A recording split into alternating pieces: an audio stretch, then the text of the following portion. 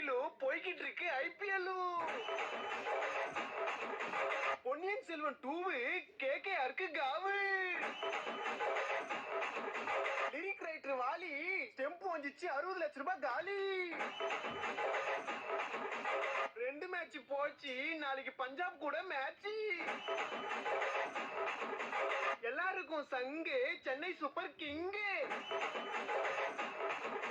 ஏய் இப்பதானே 2 மேட்ச் தோத்தீங்க, அப்போ ஆட மாட்டீங்களா? ஓட்டவட முறுக்கு பால போய் பொறுக்கு.